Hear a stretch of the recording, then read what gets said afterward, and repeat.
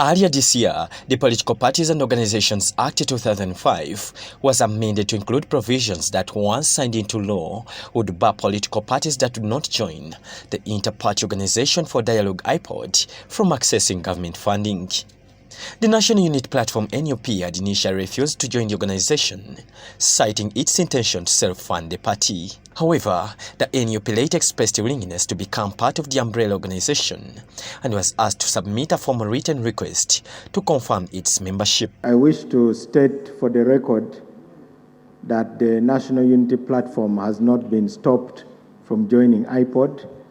As a matter of fact, they have received clear guidance in a formal letter from the IPOD Secretariat, and I believe that at the next summit of the IPOD, they will come and publicly declare their interest and participate fully in the ceremonies substantively that will announce to the country their membership. The Minister of Justice, Honorable Norbert Mao, who also serves as the current IPOD chair, affirmed that the doors of IPOD remain open to the National Unity Platform. He said the party would be fully welcome to join the umbrella organization, provided it publicly declares its intention to do so. According to Section 28 of the law, the Political Parties and Organizations Act, we need parliamentary approval in order to make regulations. Now, the principal regulation was amended, making IPOD to be a statutory body. Now, if you have a statute, you use statutory instruments to unpack it. So, the regulations elaborate in detail the powers and functions of IPOD. It provides for details of the organs, but it also has a code of conduct for political parties. He, however, noted that for the organization to enact regulations, parliamentary approval is required, explaining that the process must follow statutory instruments. There are some sanctions. You'll see them when you read the regulations.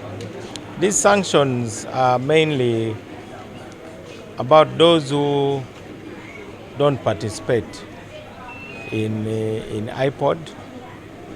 But we are hoping that the primary source of power of IPOD is self-regulation, that we will feel a sense of obligation to the country, so that nobody has to sanction another political party. That's why, for instance, there is no provision for expelling anybody from IPOD. If anything, the main sanction is really financial. And that's the main debate that has been going on in the media, that if you are not active in IPOD, then you don't get the money. And I think that's the most serious sanction, really.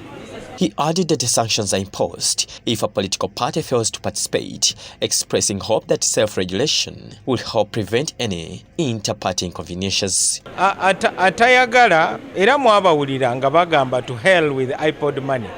Temwabawulira. Naye nga temwabawulira ng'eteeka bamaze okuliisa. Sente z'ofuna ozifuna kutandika n'olunaku lw'oba oyingidde IPOD.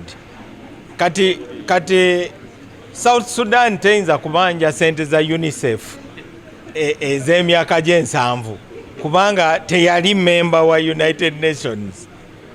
Kati lwe banaaba bayingidde bajja kufuna akasente okutandika n'olunaku olwo, kubanga amateeka tegakola retrospectively.